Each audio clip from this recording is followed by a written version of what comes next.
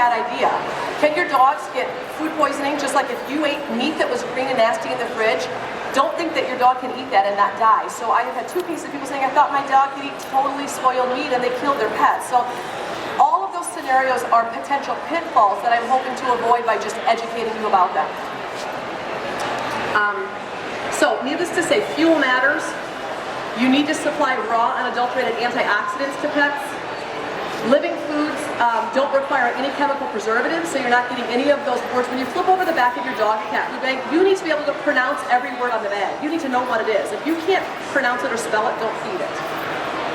And needless to say, when you see your pets actually eat living, whole, unadulterated food, it is something, get out your video camera, because it is so invigorating. You'll watch that video over and over. They think like you spilled it off the counter, and they're like, oh, she dropped it and she doesn't know she dropped it, I won't get it. And so they get very excited. And if you think about eating the same dry, if someone said you had to eat brown rice every day for the rest of your life, you could do it. It just would not be nearly as invigorating than eating a species-appropriate all-living diet.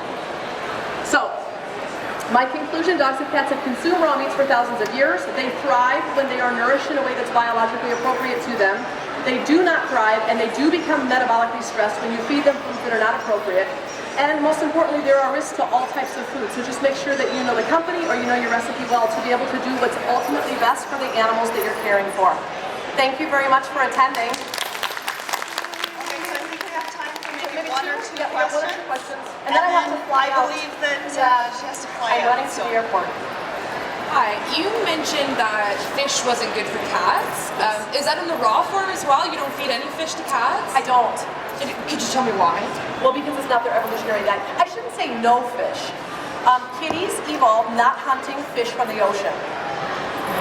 Period. Fish oil.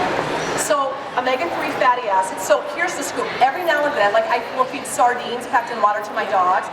I will give my kitties some sardines. But I would tell you, keep fish to less than 15% of your cat's diet. Omega-3 fatty acids, docosahexaenoic acid, DHA, is critical for dogs and cats. They have to have it. And fish oil doesn't contain iodine, which jacks their thyroid. So if you want to give some omega-3s, you can give it in the form of fish body oil if you wish. Yeah. Thank you. Sure. Hi, Dr. Becker. I run a rescue, Westies in Need, Westie Rescue. How do I convince my hundreds of people who adopt from us to go away from that white coat syndrome when they go to the vet and the vet says, here's your hills, here's your science diet, and I'm saying, here's your raw? Well, so her question is that when you are here in your education and you have people that are still way low on the raw food evolutionary chain, how do you get them? This is what I have learned. Words don't teach. They have to believe in the power of food. If they don't believe in the power of food for themselves, they're probably not going to apply it to their own pets.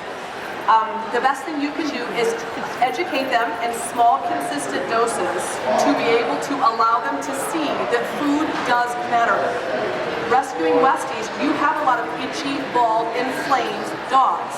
And if you can say to them, your options are antibiotics and steroids for the rest of this dog's life, or your options are if we're either moving towards health with our pets or we're moving away. And if you are not specifically making changes to create health, we are unknowingly sliding away from health. So what you can say to them is, listen, there's only 2 paths here. Your dog you're either going to make decisions to create health, and you're not going to see changes a week from Wednesday at noon. This is a lifestyle change. So you're either going to move towards health, or you are going to not believe that you have the power to create health, and you will end up at your veterinarian 6 times a year for steroids and antibiotics. But really, the choice is there, and your job is to support them. They may go once or twice or 3 times or 3 years to the veterinarian, and then say, remember what you told me 3 years ago? I want to listen now. So your job is to hang in there until they get it. Hard. Okay, I think we do have to go. Thank you. So let's give her.